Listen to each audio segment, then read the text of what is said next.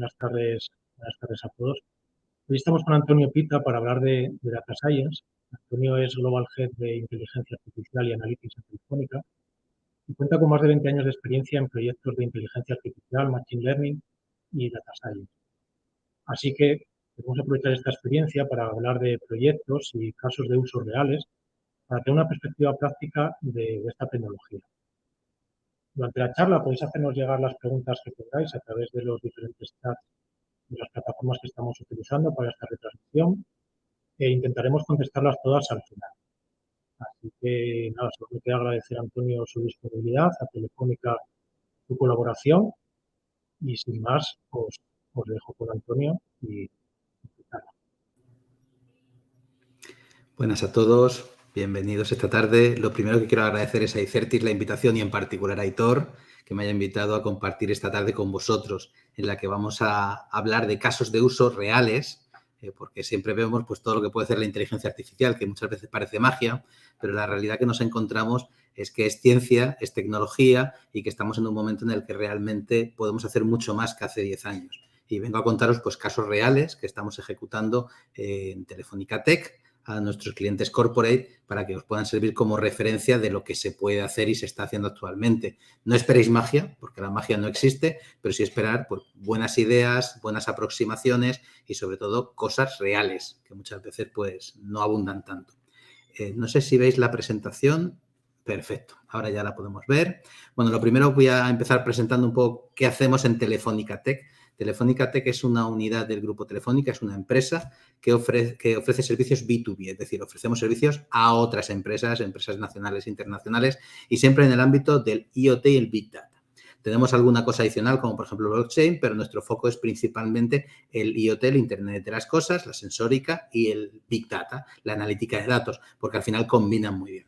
Entonces, aquí podéis ver un poco todo lo que los servicios que ofrecemos. Yo no me encargo ni mucho menos de todos ellos y no vamos a hablar de todos ellos, pero sí por lo menos que tengáis un poco la visión. Empezando de abajo arriba, pues tenemos todo lo que es dispositivos y sensores de sensórica que instalamos en diferentes proyectos, y en algunos vamos a hablar. También tenemos todo lo que es la red de conectividad, que obviamente es un pilar fundamental del grupo Telefónica. Tenemos datos de nuestra propia operadora de Telefónica que ponemos a disposición, no el dato en bruto, pero sí agregado, como después os comentaré, para enriquecer esa base de datos de clientes, y después también tratamos con datos del propio cliente o incluso fuentes externas públicas y privadas. Todo eso lo gestionamos a través de nuestras plataformas, que tenemos plataformas de insight, de análisis de datos y también plataformas de gestión de sensórica, donde vemos pues si están las SIM funcionando, apagadas, si tiene alguna incidencia, etcétera. Y ya cuando pasamos un poco a la parte de arriba, servicios profesionales para poder personalizar las soluciones a cada cliente, pues tenemos por un lado la parte de integración de todos los dispositivos que nos van generando datos y por otro lado todo lo que es la parte de infraestructura de datos, ingeniería, ETLs, transformaciones, que permitan juntar todos los datos de todas las fuentes posibles para poder a partir de ahí hacer modelos de analítica predictiva, prescriptiva o lo que necesite el cliente. Por encima tenemos una capa de servicios profesionales, precisamente inteligencia artificial y analítica avanzada. Y por último, para completar, pues también tenemos servicios profesionales de estrategia del dato, consultoría estratégica para definir planes de transformación, como después comentaremos. Y esto pues aplica en general a todas las industrias. ¿Y cómo no va a faltar, siendo Telefónica, pues la capa de seguridad que nos permita hacer esto de la forma más correcta posible, cumpliendo con toda la normativa vigente y sobre todo evitando que alguien de forma malintencionada pues pueda atacar cualquier tipo de información. Pero bueno, hoy hemos venido a hablar de casos de uso y sobre todo quiero comentaros casos de uso en donde estamos viendo que el poder de combinar datos con sensórica, con ciencia de datos, nos está dando unos retornos mucho mayores que las aproximaciones tradicionales, que es, bueno, voy a coger los datos del cliente, voy a hacer un proyecto con esos datos y voy a hacer una predicción. Probablemente los casos que os voy a contar me digáis, oye, esto ya los conocía, se hacían hace 10 años. Pues en algunos casos sí, hace 10 y hace 15, pero ahora lo que estamos viendo es que introduciendo la sensórica, introduciendo técnicas de inteligencia artificial, de deep learning, estamos consiguiendo que los resultados sean mucho mayores. Y después, obviamente, ponerlos en producción, en entornos real time, pues ayuda a que podamos alcanzar no solo el objetivo analítico, sino también el objetivo de negocio, que es lo que se persigue siempre. Y como tengo muy poco tiempo y voy a contaros muchos casos, pues voy a hablaros de algunos casos que hemos resuelto. Veréis que algunos, pues viene el logo de la compañía donde los hemos realizado, porque es público y nos permite hacerlo. En otros casos, pues no voy a poder contar cuál es la compañía, pues porque, y os contaré solamente alto nivel, pues porque al final quieren tenerlo en privacidad porque es un valor añadido. PepsiCo, en este caso, nos encargó intentar comprender mejor cómo eran sus puntos de venta y cómo podía optimizar su acción comercial. Bien, claro, si pensamos en PepsiCo, los puntos de venta son supermercados, bares, restaurantes, no son tiendas de PepsiCo. Normalmente hacen una distribución a partir de terceros. Entonces, tienen unos comerciales que tienen que ir a un bar y decirle, oye, ¿quieres vender productos de PepsiCo, típicas patatas Lay's, etcétera? Bueno, pues esa es la labor que tienen que hacer. Optimizar esa acción comercial les puede generar mucho dinero si van a los puntos de venta adecuados. Y segundo problema adicional, ¿qué vamos a poner en cada punto de venta? ¿Qué surtido de productos ponemos? Porque tenemos muchísimos productos y hay que optimizar precisamente todo eso. Bueno, pues la aproximación que nosotros les ayudamos a hacer es, bueno, ¿tú conoces los puntos de venta donde ahora vendes? Sí. ¿Tienes datos de ventas por producto en cada local donde tú actualmente vendes? Sí. Pero el problema es que no sabes o no puedes estimar lo que se podría vender en los demás puntos donde no vendes. Y tampoco sabes cuáles son los productos que funcionarían mejor. Bueno, pues la idea es analizar los puntos donde tú ya tienes con tu información interna para poder sacar relaciones, pero sobre todo es importante describir el punto de venta en función a información que tengas, tanto en el punto de venta donde vendes actualmente como en el resto de puntos. Y ahí es donde realmente aparece el problema. ¿Cómo puedo yo sacar información de los puntos de venta en donde yo no vendo, donde yo no estoy situado y no conozco? Pues ahí es donde introducíamos información, en este caso, de terceros a la empresa. Y aquí combinamos, por un lado, información pública, como puede ser información sobre puntos de interés, información demográfica, información del propio Instituto Nacional de Estadística, y después lo combinamos con información de movilidad. Claro, nosotros somos una empresa telco y sabemos por dónde se mueve la gente. No nos interesa a nivel individual, nos interesa a nivel agregado y siempre trabajamos con datos agregado, anonimizado y sobre todo extrapolado a la realidad, en este caso española, para este proyecto, pero valdría para cualquier país en los que tenemos operación, en donde lo que hacemos es conocer flujos. ¿Cuánta gente se mueve de un sitio a otro? ¿Cuánta gente pasa por un sitio? Para poder describir realmente cada punto de venta en función de sus flujos de movimiento, en función de la cantidad de gente que hay alrededor, a la distancia a la que puede estar una estación del metro, un campo de fútbol, etcétera. Porque claro, está claro que si tienes un kiosco al lado de un estadio de fútbol, pues probablemente vas a vender más pipas. Pues sí, probablemente sí. Bueno, pues todas esas cosas, nosotros a priori tenemos hipótesis. Creábamos ese modelo de relación que nos permitiese contextualizar cada punto y después lo que hacíamos es decir, bueno, voy a crear mi modelo que me permita, por un lado, a partir de esa contextualización, ir haciendo un macheo entre los puntos de venta que no conozco y los puntos de venta que sí conozco sus ventas. Y después voy a crear otro modelo que además me permita estimar las ventas por producto para los puntos de venta que yo conozco. Claro, juntando estos dos procesos, lo que conseguíamos precisamente era crear un metamodelo que nos permitiese, primero, identificar dónde podemos tener más oportunidad de venta y, segundo, qué mix de producto podemos poner en ese punto de venta específico. De hecho, algunas recomendaciones eran, oye, estas patatas, no pongas estas patatas, pon la misma patata, pero con la marca en inglés, porque hemos identificado que justo en ese restaurante hay muchísima gente que hace pagos con tarjeta en libras. Claro, esto se puede saber de información financiera, que tenemos también proveedores que nos facilitan. De forma que te das cuenta que a lo mejor, juntando esa información, obtienes un mix que te permite conseguir mayor venta y además enfocar a la red comercial. Bueno, esto se puso en funcionamiento y dicho por sus propios responsables, podéis buscar el vídeo en internet, pues esto les hizo pasar de un mercado que iba en decrecimiento, menos 4 puntos porcentuales, a pasar a ganar 10 puntos más, a crecer 7 puntos porcentuales. Que parece poco, pero es muchísimo. Es batir al mercado, de hecho, y cambiar una tendencia. Aquí tenemos otro caso en el que estamos trabajando y es en el mantenimiento predictivo y preventivo, pues en este caso se ve la imagen de cajeros, pero también de impresoras, de recicladores en entidades financieras. Claro, uno de los mayores problemas que tienen ahora las entidades financieras es que se están automatizando y estamos delegando las acciones en máquinas. Claro, cuando se rompe un cajero, cuando se estropea una impresora, se paraliza mucha de la acción que se puede hacer dentro de una oficina porque requerimos de estas herramientas. Entonces, el poder identificar de forma preventiva cuáles son las maquinarias que se van a estropear y después poder hacer medidas de corrección, pues nos ayuda precisamente a poder evitar y reducir todas esas fallas que podamos tener. Aquí principalmente se utilizan, pues obviamente, toda la información que nos pueden proveer del número de operaciones y demás que podemos tener en cualquier entidad financiera, pero también podemos sacar información de los propios dispositivos. Cada vez los dispositivos nos aportan más información. La mayoría de estos dispositivos son dispositivos inteligentes que van generando trazas, que van generando información de cada operación que hacen, si hay subidas o bajadas de tensión, etcétera, etcétera, etcétera.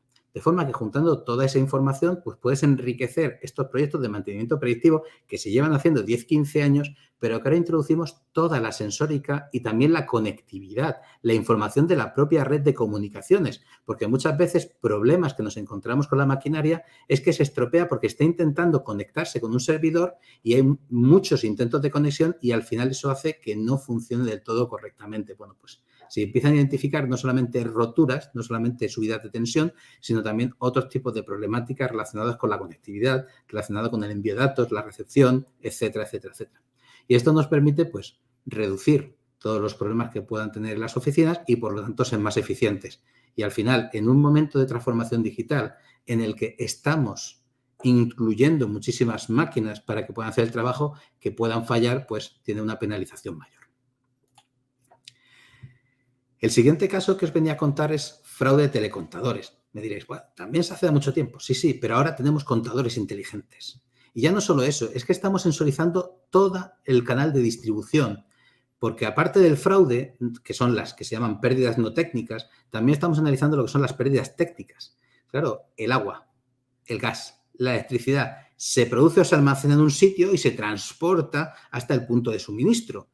Durante todo ese proceso podemos tener pérdidas no técnicas, evaporación de agua, pérdida de corriente, que el gas tenga alguna abertura y se vaya perdiendo, de forma que gracias a sensorizar todo el canal de distribución podemos identificar cómo va perdiéndose la información y en este caso el suministro. Yo me acuerdo hace muchos años que fui a una empresa utility, hacía más de 10 años, y me dijeron que sabían que el 50%, y esto es real, el 50% del producto desaparecía. Parte por fraude, parte porque se evaporaba, parte porque se filtraba por las cañerías, pero el problema es que no sabían cuál, sabían lo que entraba al principio y lo que cobraban a los clientes, pero el resto estaban ciegos. Ahora, con todo lo que es la industria 4.0, toda la sensórica, somos capaces de válvula a válvula saber por dónde pasa cada uno de estos suministros, agua, luz y gas, y estamos consiguiendo, pues, hacer modelos que nos permitan predecir, primero, dónde puede haber más pérdidas, identificar de forma descriptiva, mucho más fácil, dónde están realmente las pérdidas y después, además, las pérdidas no técnicas, el fraude lo puedes identificar mucho mejor porque sabes hacia qué puntos de suministro ha llegado cuánta cantidad y ya puedes identificar cuánto se ha facturado y es mucho más fácil identificar el fraude. Obviamente también metemos lo que es el patrón de comportamiento, pero esto cada vez pues la gente que hace fraude intenta saltarse estos controles, pero ahora conociendo cómo se mueve y cómo se dispone toda la información, podemos identificar mucho más fácil el fraude. De forma que mezclando toda la sensórica y mezclando inteligencia artificial, estamos consiguiendo reducirlo a tasas mínimas. Bien, algo que estamos introduciendo últimamente, y os tengo que recordar que tenemos muy poquitos proyectos, algunos muy poquitos, es trabajar con drones. Estamos incluyendo ahora el análisis de imágenes, de vídeo de los drones. ¿Para qué? Bueno, hay infinidad de casos de uso, pero por ahora lo estamos aplicando realmente a 3 grandes casos. Uno es el análisis de lo que serían placas solares, para poder identificar si hay fallas en las placas solares que estén relacionadas con mermas en lo que es la captación de electricidad, de forma que el dron pues, va recorriendo los campos donde hay infinidad de placas solares, va haciendo fotos y vamos analizando esas fotos para ver si identificamos algún fallo, que se haya quemado una placa, que tenga un color diferente, que se haya picado. A veces pues, nos hemos encontrado que hay animales que le dan golpes, identifican los golpes. O sea que es importante y no vas a poner a personas encima de las placas solares o encima de los edificios o donde pueden estar a revisarlas una a una porque llevaría muchísimo tiempo. También lo estamos haciendo para identificar lo que es la pérdida calórica de los edificios, todo lo que es la eficiencia energética, porque puedes ponerles cámaras térmicas y que puedas saber por qué sitio se está escapando el calor de un edificio para poder ir mejorando esa uso energético racional del edificio, y también como tercer caso de uso pues lo estamos analizando en los cultivos para ir analizando lo que es la madurez de los productos y también si ha habido daños por pedrisco o por cualquier fenómeno ambiental o si hay plagas. De forma que los drones pues van recorriendo los campos haciendo fotos o grabando vídeos y esa información se va analizando con técnicas, en este caso de deep learning, de aprendizaje profundo, para poder identificar alguna de estas problemáticas que estamos comentando. Pero ya os digo que es bastante reciente y tenemos muchos problemas legales porque hay que tener mucho cuidado. El dron no puede estar volando, hay que pedir permisos y no puedes hacer fotos a lo que te dé la gana. Hay que llevar mucho cuidado para hacer las cosas bien. Pero lo que vemos es que tenemos ahora mismo muchísima tecnología que nos permite capturar datos que hasta hace poco era inviable. A veces, en lugar de utilizar cámaras normales, pues utilizan otros tipos de cámaras que también nos pueden ayudar a poder extraer más información, como cámaras térmicas, por ejemplo.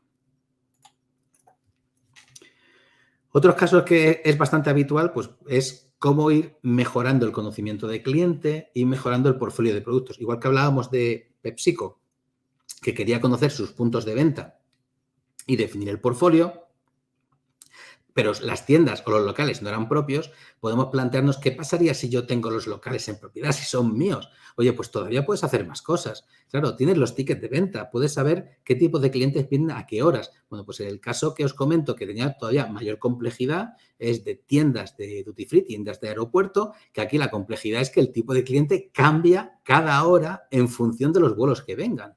Entonces, tienes que mezclar la información de los tickets de venta, la información de los vuelos, pero a eso le unes la sensórica. Claro, tú puedes sensorizar el local, puedes poner tarjetas RFID, puedes poner cámaras cuenta personas, que son legales, cámaras grabando, no, eso no se puede hacer. Bueno, hay países que sí, pero en general, por ejemplo, en España no se puede hacer.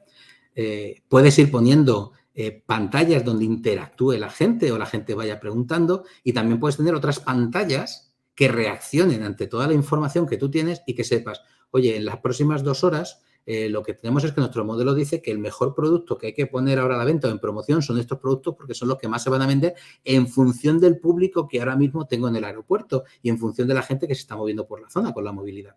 Bueno, pues juntando toda esa información podemos hacer que las pantallas nos muestren campañas específicas, que la música, el hilo musical cambie a determinadas canciones que nos ayuden a crear un espacio donde se produzca una mayor venta para ese tipo de público. De forma que esto pues no es simplemente decir, en esta tienda tengo que poner estos productos y ya está, sino cada hora hay que planificar cuáles son las acciones de marketing personalizadas en elementos digitales, como pongo aquí, pantallas, hilo musical, etcétera, que podemos accionar. Es decir, estamos dando, como te das cuenta, un paso más allá. Primero, en la captura de información, mucha más información, más en tiempo real, gracias a la sensórica. Y segundo, además, estamos accionando esas acciones comerciales directamente en dispositivos conectados, en pantallas, hilo musical, etcétera. De hecho, también incluso iluminación. Iluminamos con más color, con menos brillo de determinadas zonas para que llamen más la atención en función de los productos que esperamos vender en ese momento. Bien, estos eran casos combinados para que vieseis, pero no quiero dejar de pasar lo que son los que nosotros consideramos los casos de los pilares de la transformación data-driven. Claro, cualquier compañía quiere explotar casos de uso analíticos, pero normalmente esto no es elijo un caso y me pongo a trabajarlo, porque necesitas tener unos pilares que son tecnología, talento y cultura y organización bien sólidos, organización entendido también como cultura de la compañía, bien sólidos, en donde podamos apoyarnos. Entonces es fundamental que nos centremos en, primero, desarrollar estos casos pilares que no son tan sexys, pero que aseguran que después se pueda ejecutar todos los casos que hemos comentado de forma óptima. Porque normalmente si intentas hacer un caso de uso y tu organización no está preparada, no tienes el talento adecuado, no tienes las tecnologías adecuadas, no tienes la experiencia en dichas tecnologías, pues lo normal es que sea un fracaso. Estos proyectos son proyectos de innovación, son proyectos que muchas veces no se han hecho en otro sitio o si se han hecho no con los mismos datos, no con las mismas técnicas, no con las mismas tecnologías, es decir, cambian muchas variables de contorno de forma que es conveniente asegurar que lo que haces lo haces bien, de forma sólida, porque esto no es magia, esto al final es gestión de datos, gestión de incertidumbre, porque el futuro es incierto y acertar no puedes acertar, pero tener una aproximación razonable que sea válida y que te ayude a tomar decisiones, te va a dar una ventaja competitiva con respecto al resto de competidores. ¿Cuáles son estos casos pilares de la transformación? Bueno, pues el primero es establecer la transformación data-driven de tu compañía. Aquí, por ejemplo, pues esto es público y notorio, lo hicimos en Naturgy hace ya unos cuantos años, que es, bueno, pues tengo que establecer un plan, tengo que analizar dónde estoy, típico proyecto de consultoría, el ASIS, el To Be y el ROM, dónde estoy desde los ejes de organización, tecnología, datos y negocio. Yo voy a juntar esos ejes, voy a analizarlos bien, la compañía donde estoy, a dónde quiero llegar, cuál es mi ambición. Hay empresas que tienen más ambición, empresas que tienen menos. Hay que entender realmente cuáles son los drivers que cambian el negocio, que cambian la cuenta de resultado y a partir de ahí pues definir todo un plan de despliegue. Claro, por un lado están los casos de uso, hay que elegir qué casos de uso elijo y cuáles son los más importantes. Pero después hay que hacer un desarrollo de personas. Hay que desarrollar culturalmente la organización. Por un lado estarán los desarrollos técnicos de personas que vayan a crear y desarrollar e implementar esos casos de uso e integrarlos en los procesos operativos. Y después tendremos las personas que van a consumir esos insights, consumir esos dashboards, consumir esos modelos, consumir esos insumos que vamos a obtener a partir de los modelos. Bueno, pues eso tenemos que desarrollarlo a la par. Pero no nos podemos olvidar tampoco de la tecnología. De forma que establecer un plan es establecer en los 3 pilares que os he comentado antes cuáles son las acciones a realizar para poder llegar a esa ambición, a ese to be que necesitamos. Bien, y para poder hacer este plan, una de las patas que ahora cada vez está más de moda porque se han dado cuenta que si no lo hacemos es imposible llegarla, es el gobierno del dato. Claro, tenemos que gobernar el dato. Y cuando hablamos de gobierno, no solamente hablamos de gobernar mi base de datos, es que tenemos que gobernar todos los repositorios de datos que tengamos en la compañía, todas las aplicaciones que generen, conserven o utilicen datos, pero también los modelos. Los modelos hay que gobernarlos y tenemos que atender retos y problemáticas, por ejemplo, éticos, regulatorios, que pueden ser bastante graves. Bueno, recordar casos como Tai, la inteligencia artificial de Microsoft, que se volvió racista. Nadie querría que eso pasase, pero estas cosas a veces ocurren. Hay que llevar cuidado cuando creamos modelos y hay que tener un gobierno claro sobre los modelos y también sobre la generación de datos. Y aquí es donde entra también que el gobierno tiene que cubrir la parte de sensórica, porque es la que cada vez genera más información. Entonces, es importante que tengamos que crear dentro de la compañía pues, un lenguaje común alrededor del dato, que nos basemos en los estándares más importantes, como el estándar DAMA, que veamos lo que es la calidad del dato. Ya no solo la calidad del dato, entendida como que el dato tiene la forma adecuada, el dato está y no es un missing, no es un outlier, sino que tenemos que centrarnos en la calidad de la información. Vale, ese dato, edad de ese cliente, 33 años. Realmente es 33 porque como dato parece que tiene sentido, pero realmente es 33, este cliente tiene 33 años porque si no mimamos la calidad del dato y la calidad de la información, lo que vamos a tener son modelos que están entrenados con datos malos. Yo siempre pongo el ejemplo. Si tú a un mejor cocinero 3 estrellas Michelin del mundo le pones carne rancia y huevos podridos, ¿qué esperas que haga? O sea, magia no va a hacer. Te hará lo que pueda y será resultón y pintón, pero probablemente no sepa bien. Entonces, hay que tener cuidado con mimar mucho el dato. Es uno de los activos estratégicos más importantes. Y claro, todo esto, pues después además hay que divulgarlo dentro de la compañía y hacer una gestión del cambio muy importante, porque hay que transformarse para convertirse en compañía data-driven. Y ahí es donde entran, por ejemplo, los planes de formación, planes de data literacy, tanto a nivel técnico como a nivel ejecutivo, como mandos intermedios. Y aquí, bueno, pues el caso más llamativo que tenemos, también público, es del BBVA, que empezamos, pues yo os diría, en 2017 y seguimos todavía en 7 países. Bueno, digo 7 porque ahora Estados Unidos ya no forma parte del BBVA, en principio eran 8, en 7 países formando a técnicos para que se conviertan en especialistas del dato, a gente que trabaja con Next, de la que pase a trabajar con SQL y con Dashboard, y a gente que no trabaja con ninguna herramienta analítica que sea capaz de interpretar resultados, que sea capaz de entender el dato y la importancia, porque muchas veces el dato se captura por la persona que menos piensas. A lo mejor es un vendedor de seguros y va con una tablet vendiendo seguros y marcando los datos del cliente y metiendo información, que es la que se va a utilizar al futuro.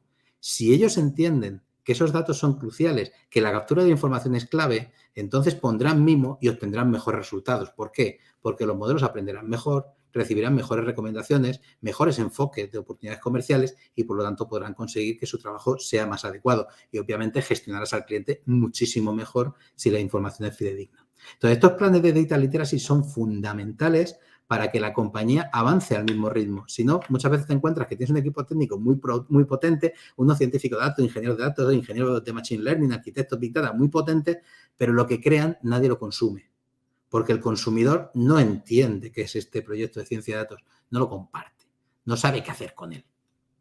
Y tiene miedo, porque al final lo que no controlas te genera ansiedad, te genera incertidumbre. Claro, por último, también quería daros otro ejemplo, porque hay otros tipos de casos de uso que también se pueden emplear y aquí os voy a hablar pues, de deportes. Nosotros, como sabéis, el Grupo Telefónica patrocina un montón de deportes, el Movistar Team, a Rafa Nadal, muchas carreras, el Estudiantes. Entonces, al final lo que hacemos es, ya que tenemos este conocimiento y estas capacidades, cuando viene alguna entidad y quiere que los patrocinemos, le decimos, vale, yo te voy a dar el patrocinio, pero el patrocinio no se va a quedar solamente en un dinero a cambio de una publicidad. Queremos ayudarte a crecer, queremos ayudarte a transformarte digitalmente, a transformarte hacia una compañía data-driven, de forma que ponemos muchos recursos a disposición de estas empresas en lugar de dinero, porque al final creemos que es todavía más valioso.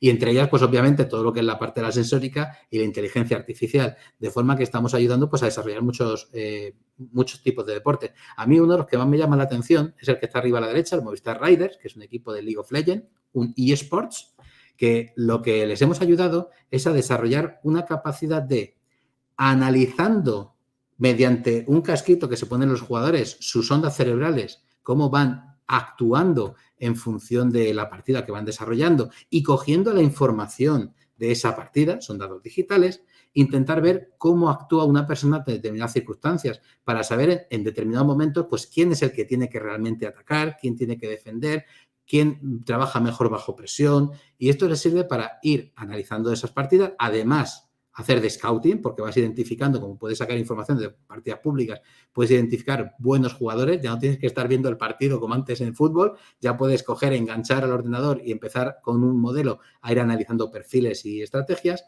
y a partir de ahí poder gestionar mucho mejor tu equipo, tu scouting, tus fichajes y por lo tanto tu estrategia. Entonces, realmente estamos avanzando muchísimo, pero sobre todo lo que hemos visto que es fundamental es la unión de lo que es la inteligencia artificial, la analítica, la ciencia de datos, machine learning, estadística, con la generación de datos que te da el Internet de las cosas. Como todos sabéis, para poder hacer buenos modelos y sobre todo utilizando redes neuronales, necesitas una cantidad ingente de información.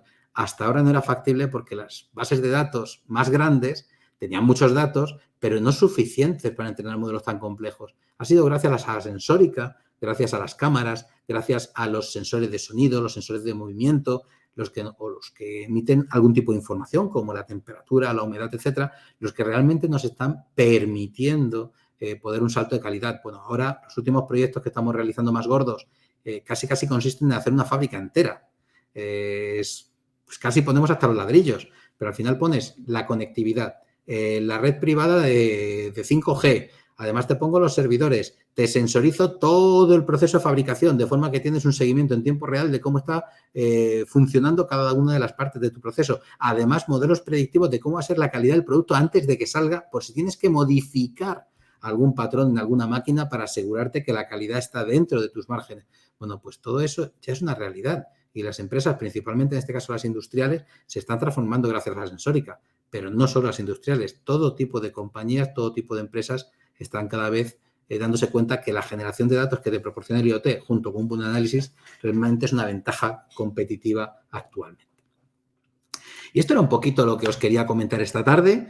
Son muchos casos, pero quería que vieseis una variedad. Son casos reales, se están ejecutando, bueno, la mayoría están ya acabados, algunos están ejecutándose actualmente, pero muy poquitos, la mayoría. Sí que es cierto, por ejemplo, en lo que es metering, pues ya tenemos mucha experiencia en agua, en electricidad y ahora está empezando el gas, que es un poquito más complejo, pero todo lo demás está ya bastante maduro y realmente son casos que se pueden implantar de una forma sencilla y que están dando muchísima ventaja competitiva porque te permiten gestionar tu compañía. Y mira, he clavado el tiempo, las 6 en punto y ahora pues voy a ver si habéis hecho algunas preguntitas y voy a ir respondiendo las preguntas que habéis hecho. Bien, la primera pregunta que nos encontramos por aquí indica, ¿hace falta un volumen muy grande de datos para hacer ciencia de datos? No. O sea, para hacer ciencia de datos, no. De hecho, la ciencia de datos como tal se podía hacer hace 20 años y los modelos más sencillos a lo mejor necesitaban 15, 20 datos para hacer una serie temporal, para predecir un valor a futuro, pues con 15, 20 datos puedes funcionar para hacer algo. ¿Eso me va a permitir obtener un modelo muy preciso? No. Obviamente, cuanto más datos tengamos, mejor precisión y mejores métricas vamos a conseguir y, por supuesto, cuanto más complejo sea el problema y queramos utilizar una técnica más compleja que identifique más patrones, entonces vamos a necesitar más datos. Por ejemplo, imaginaros que quiero hacer la predicción de ventas del mes que viene de mi tienda. Pues yo tengo todos mis datos mensuales, pues puedo tirar una recta regresión simple que habremos estudiado la mayoría en la carrera, si hemos hecho alguna carrera científica o incluso de económicas, etcétera, y sacas una predicción. ¿Cómo decía Blair? Bueno, así. Ahora, si quiero hacer un modelo que además tenga en cuenta la estacionalidad, tenga en cuenta el Black Friday, tenga en cuenta Reyes, tenga en cuenta la Semana Santa, tenga en cuenta que si la temperatura y lo que llueve, claro, voy a meter todos esos factores, necesito mucha información, voy a hacer un modelo más complejo, pero las predicciones serán mucho más acertadas. Lo que consigues con más datos es reducir la incertidumbre. Claro, para utilizar técnicas muy complejas, pues ya no necesitas 15, 20 datos, es que estás hablando ya de cientos de miles de datos y si nos vamos al siguiente nivel, que es el del Deep Learning, lo que es el aprendizaje profundo de las redes neuronales, pues necesitas ya millones y millones y millones de datos. O sea que obviamente cuantos más datos mejor, pero yo he visto muchas empresas que con 100.000 datos o 50.000 datos puedes ya utilizarlo en función de qué casos. Cuantos más, normalmente más precisión porque puedes utilizar técnicas más complejas. La segunda pregunta que hay por aquí, ¿hay algún sector en que sea más habitual o sencillo hacer ciencia de datos? Habitual antes, hace 20 años, era habitual que habían ciertas industrias que tenían su caso fetiche. Por ejemplo, las telco, el chat, el abandono, porque era lo que más dolía. Cuando se te iba un cliente, además era lo que menos podías controlar. Los bancos, el scoring de riesgos, es decir, quién va a pagar o no un préstamo. Las utilities, normalmente los modelos de pricing, es decir, cuál es el precio que tengo que fijar para el mercado y poder ir estando compitiendo de forma competitiva. Es decir, cada uno tenía como su caso fetiche donde ponían muchos esfuerzos. Ahora realmente prácticamente las grandes compañías utilizan ciencia de datos en casi todos los departamentos. Entonces es bastante habitual darte cuenta que incluso en recursos humanos las grandes consultoras pues tienen modelos para saber cuál es el candidato que mejor se va a adaptar a la compañía, cuáles son las personas, los empleados que se van a ir antes, cuáles son las personas que encajan mejor en los equipos.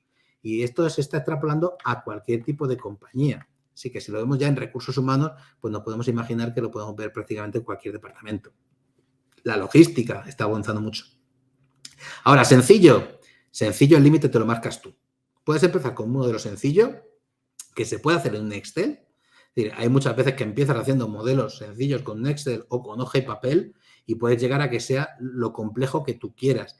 Cuanto más complejidad suele venir acompañado de más necesidad de datos y de más precisión en la toma de decisiones. Esto depende mucho del caso de uso y la madurez. Claro, si yo quiero hacer una predicción muy burda de necesidades que voy a tener de venta de productos, pues puedo levantar el dedo y hacer incluso una predicción manual. Si realmente no necesito acertar demasiado, sino tener una horquilla amplia, con un modelo sencillo es fácil. Si tengo que afinar mucho, pues es más complicado. Claro, por ejemplo, no es lo mismo hacer tornillos para montar armarios, que si son un poco más gordos, un poco más finos, no pasa nada, que si tengo que hacer tornillos para lanzar un cohete a la luna. Entonces, realmente, este símil os podría ayudar a entender que en función del problema que necesitéis y la fiabilidad del resultado, pues será más complejo, más sencillo. Normalmente, cuanto más madura sea en la industria con respecto al dato, más complejo es el modelo que tengáis que plantear o que tengáis que entrenar. Cuanto menos madurez haya, pues con algo muy sencillo puede funcionar el primer año. Ya tendrás oportunidad de mejorarlo y probablemente si no hay nada, cualquier cosa que hagas, aunque sea muy sencilla, te va a ayudar a mejorar. Bien, pero ya por dar también una pincelada, igual que la banca fue la primera que adoptó de forma masiva modelos de ciencia de datos e inteligencia artificial, porque fueron los primeros que digitalizaron su producto, el dinero es digital, las cuentas son digitales, los préstamos son digitales, pues después le han seguido sobre todo las utilities, las logísticas y ahora las industriales. Lo que vemos ahora que también está empezando a cobrar mucha fuerza es en el retail, principalmente por los canales digitales, pero también en las tiendas. Están digitalizando su tienda física para que parezca digital y puedan entender qué está pasando en cada momento. No es raro ya ver, incluso tienes el stock perfecto de dónde están tus productos en la tienda, sino saber por dónde se mueve la gente, qué sé para mirar, para entender dónde tengo que poner los productos y cuáles son los que combinan mejor unos con otros. La cuarta pregunta que veo por aquí es, ¿hasta qué punto puede perjudicar la legislación actual o la gestión de información relacionada con la sensórica? Yo te diría, perjudicar no perjudica en cuanto a que todos jugamos con las mismas reglas. Lo importante es que haya unas reglas que sean comunes para todos y que eso nos permita gestionar de forma competitiva. Es importante tener claro que estamos tratando con información, datos, son sensibles y hay que tener mucho cuidado y tenemos que ser muy responsables. Así que es bueno que haya una regulación porque va a evitar que, sobre todo, por desconocimiento, podamos incurrir en problemas sin querer que puedan perjudicar a terceras personas. Entonces es importante que haya una regulación.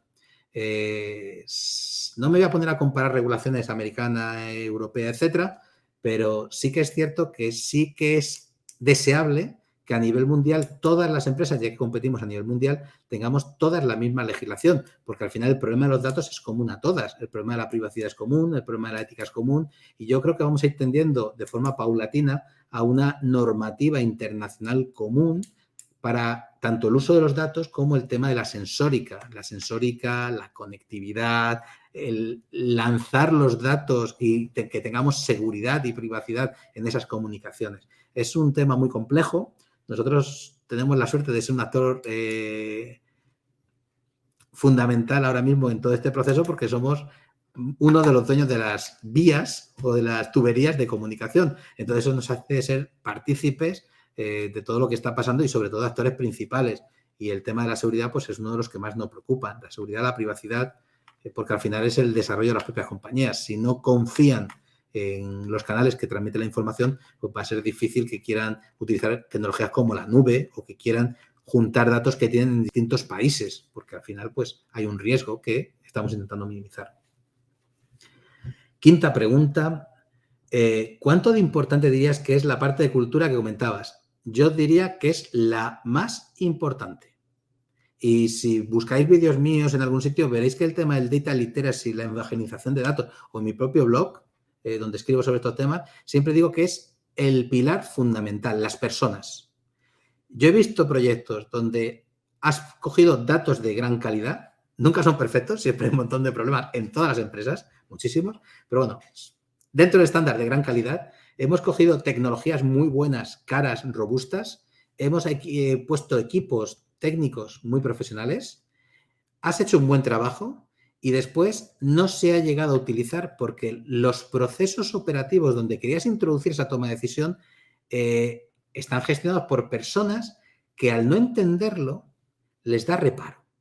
Y yo siempre digo, cada vez que vayamos a hacer un proyecto, por favor, desde el minuto 1, cojamos no a los miembros del proyecto, sino a los usuarios, a los consumidores del dato, vamos a reunirnos con ellos para que entiendan la importancia y que entiendan lo que hay detrás, porque cuando lo entienden lo utilizan. Yo además me pongo siempre en la situación. Imaginaros que sois un responsable de un departamento y os viene un equipo de super gente brillante, locos de la tecnología, y dice, hemos creado una tecnología fabulosa que te va a hacer ganar muchísimo dinero porque te va a reducir las tomas de decisiones y va a funcionar mucho mejor. Y dices, muy bien, las decisiones que tengo que tomar yo las va a tomar una máquina. Perfecto. ¿Qué tal es? Buenísima. ¿Acierta más que yo? Sí. Fabuloso, fantástico. ¿Falla? Sí, a veces también falla. Vale. ¿Y cuando falla, sabré por qué? No. O sea, sabemos que falla menos que tú, pero no sabemos por qué. Entonces, me estás diciendo que yo tengo que confiar en algo que tú has creado a partir de datos, que va a tomar decisiones, que va a fallar y que cuando falle no sé qué voy a decir. O sea, voy a decir, ha sido el algoritmo. O sea, como le pasó a Apple con la Apple Car.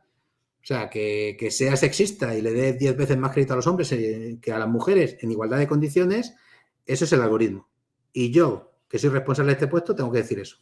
Bueno, pues no me siento cómodo. Entonces, como no me siento cómodo y es normal, no voy a adoptar esa tecnología. Así que, por favor, si me haces algo sencillo que entienda, lo utilizaré como apoyo, pero si me haces algo complejo que no entiende, que no pueda explicar, pues probablemente no lo voy a utilizar. Y esto es uno de los grandes problemas, por ejemplo, en el uso de algoritmos de caja negra, black boxes, algoritmos que no se comprenden o que no son fácilmente interpretables porque la gente no le genera confianza. Y hay que ponerse siempre en el lado del usuario, no del que lo crea, que nos emocionamos con lo que hacemos, sino del propio usuario. Así que la cultura fundamental. No he visto compañía que avance en transformación data-driven si no están todos sus empleados, todos, avanzando en una transformación cultural, cada uno a su nivel. No todo el mundo tiene que programar, por eso hay diferentes programas de data literacy, cada uno a su nivel para que la cultura avance. Bien, sexta pregunta. Soy estudiante de estadística y actualmente estoy realizando el trabajo fin de grado. ¿Aconsejarías hacer el máster de ciencia de datos? Hombre, sin duda. O sea, si hay algo que sabemos que va a funcionar los 15, 20 próximos años es el tratamiento de información.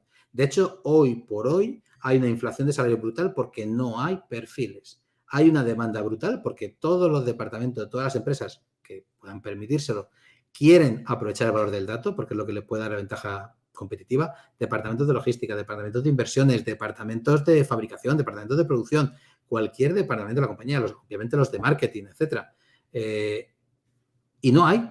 Si es algo que se ha creado nuevo, si habían estadísticos, si había informáticos que pueden, obviamente, trabajar y están trabajando, y matemáticos como yo estamos trabajando en este campo, pero realmente hay poca oferta para la cantidad de demanda que hay. Así que yo lo recomiendo. De hecho, ahora mismo en España están empezando a salir las primeras promociones de graduados en ciencia de datos que hay en muy pocas universidades. Probablemente en los próximos 5 años pues ya tendremos una oferta mayor y empieza a regularse el mercado. Pero hoy ahora mismo hay una necesidad brutal y no solo en España, a nivel mundial. De hecho, estamos teniendo ahora mismo muchos problemas con el talento porque vienen empresas americanas, también inglesas y alemanas, pero principalmente americanas, te dicen, te contrato la mitad del salario que en Estados Unidos, que es casi el doble que aquí, y estás localizado trabajando donde tú quieras. Claro, no puedes competir. El mercado español ahora mismo no puede competir con eso porque hay una necesidad a nivel mundial brutal.